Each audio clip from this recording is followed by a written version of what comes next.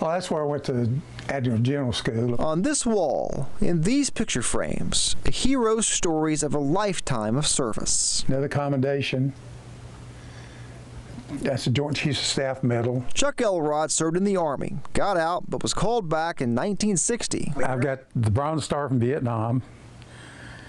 I've got meritorious service from working in the Pentagon. He served under Secretary of Defense Robert McNamara during his time in Washington, D.C. I worked with an operation when I was in the Pentagon with Secretary of Defense. We were an IG team. We had a covert operation in Vietnam that was classified. And we had an individual that got killed, so I went over and replaced him. He was in Vietnam, March 1968 to March 1969. Of course, things we did over is classified, I can't talk about.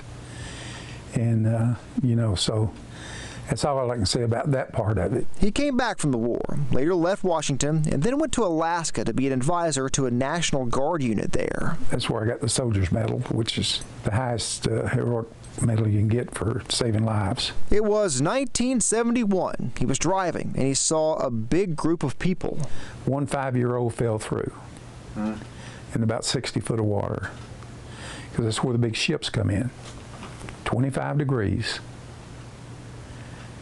And the 15-year-old brother jumped in after, couldn't swim.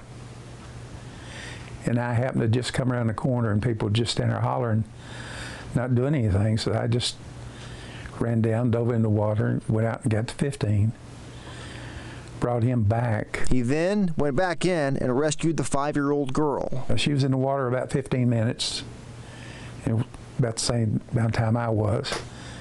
And life expectancy is only anywhere probably 5 to 8 minutes. Both children survived. You know, the military trains you to respond without thinking. Chuck Elrod retired from the military in 1977, but he learned lessons he carries with him to this day. I matured. I learned to take care of myself.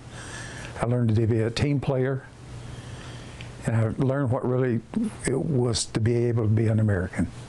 And Mr. Elrod did a lot of interesting things after the military as well. Worked as a guard at a prison, worked at the post office for years, and when he was in his mid-60s, he went to college. Mr. Elrod graduated from Lee University in 2005 and went to work for the Department of Children's Services as a counselor.